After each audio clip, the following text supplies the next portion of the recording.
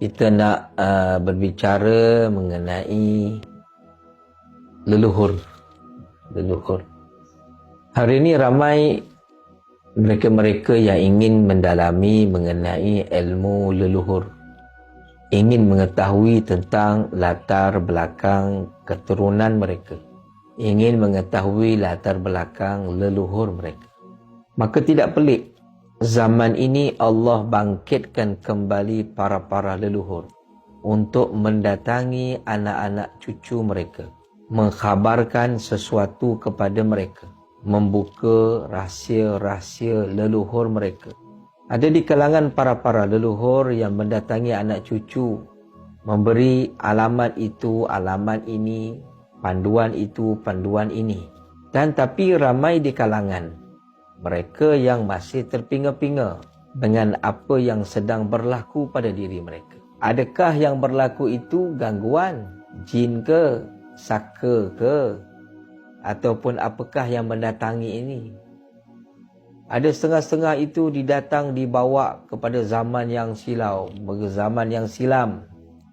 Ada mereka dibukukan tentang harta-harta, ada mereka dibawa dalam peperangan, ada mereka dibawa melihat kejadian-kejadian yang pernah berlaku di zaman dahulu.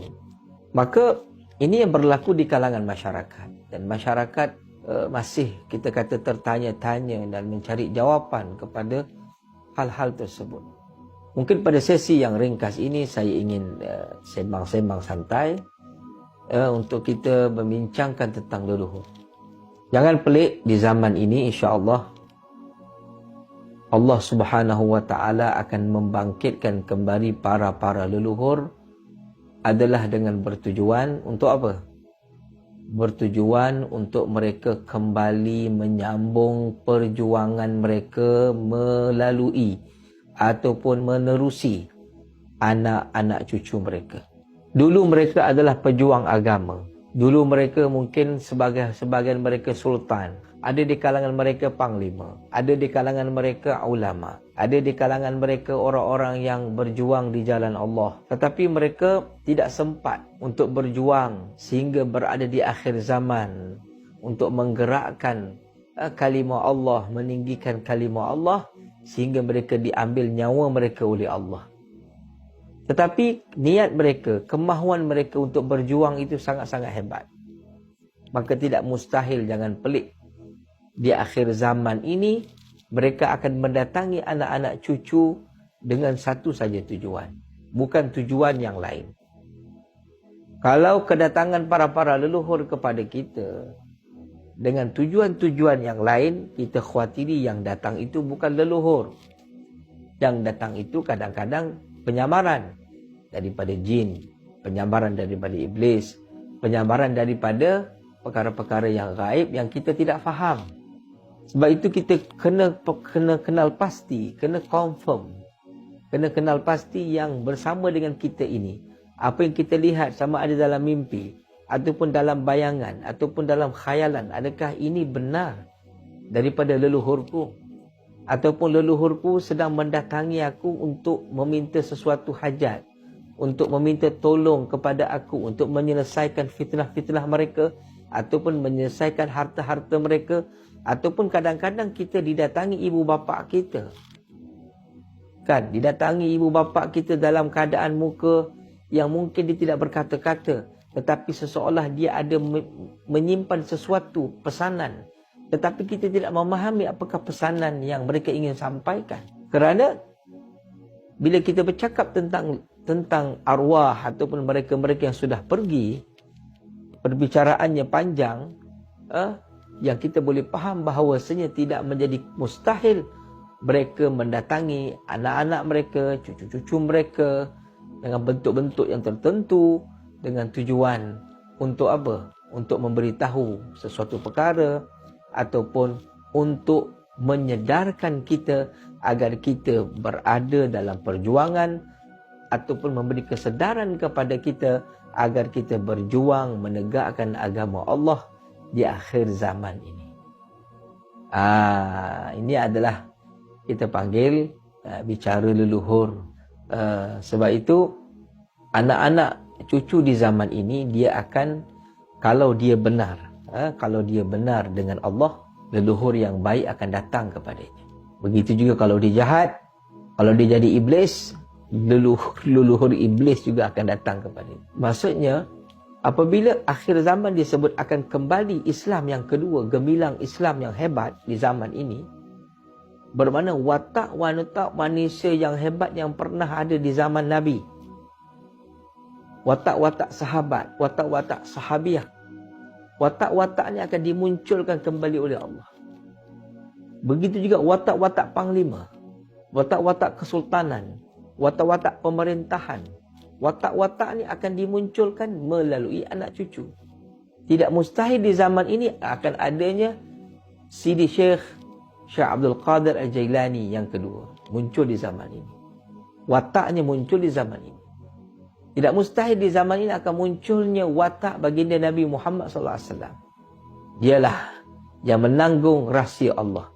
Dialah yang menanggung cahaya ilahi, cahaya rahmat, cahaya kerahmatan.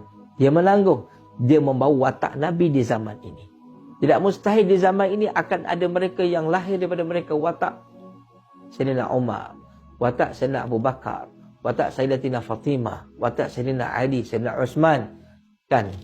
Dan tidak mustahil di zaman ini akan lahir juga watak Salahuddin Al-Ayyubi, watak Mak Kilau, watak Hang Tuah, watak Hang Jebat, kan? Tidak mustahil di zaman ini watak-watak ini akan mula beraksi kerana kita berada di hujung zaman.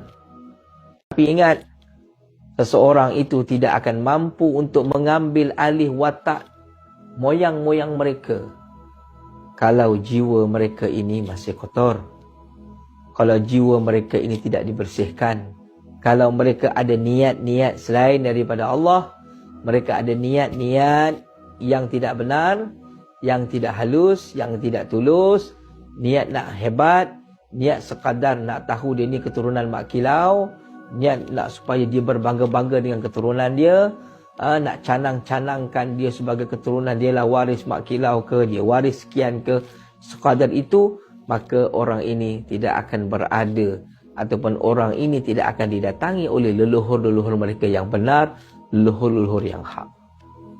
Maka untuk mendapat leluhur yang hak, sebagaimana disebut oleh para ulama, kunci yang pertama adalah bersihkan diri, bersihkan cahaya kalbu, sehingga kita mencapai ma'rifatullah, sehingga kita mencapai kepada hakikat Muhammad, sehingga kita sudah lebur diri kita, hancurkan diri kita, duduk dengan Muhammad, duduk dengan Allah, duduk di atas maqam la haula wala quwata illa billah, duduk dengan penuh kesucian, keharmonian, kan? Duduk dengan akhlak yang baik, maka kamu berhak untuk menyambung warisanku.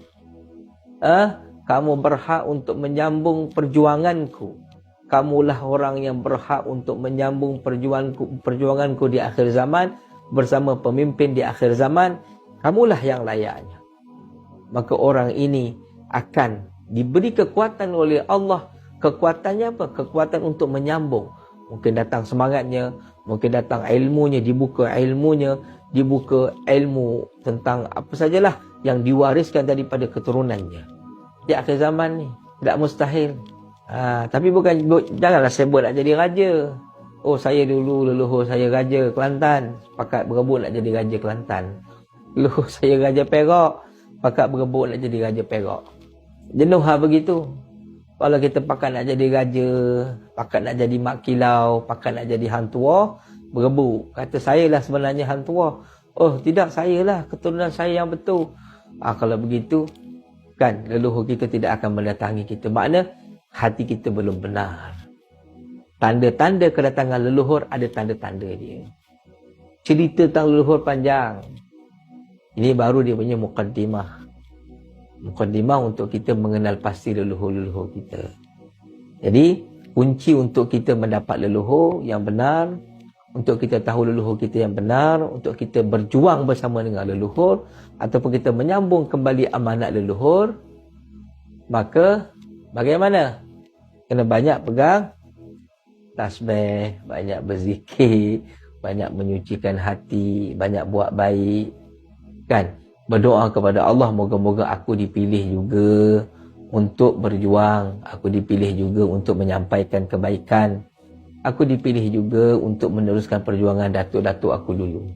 Kita tahu datuk kita mungkin ada nasab Mak Kilau. Dan Mak Kilau ni dia membawa tasawuf. Dia berjuang menegakkan agama, menegakkan negara. Dan dia adalah orang yang kita kata memiliki makrifat.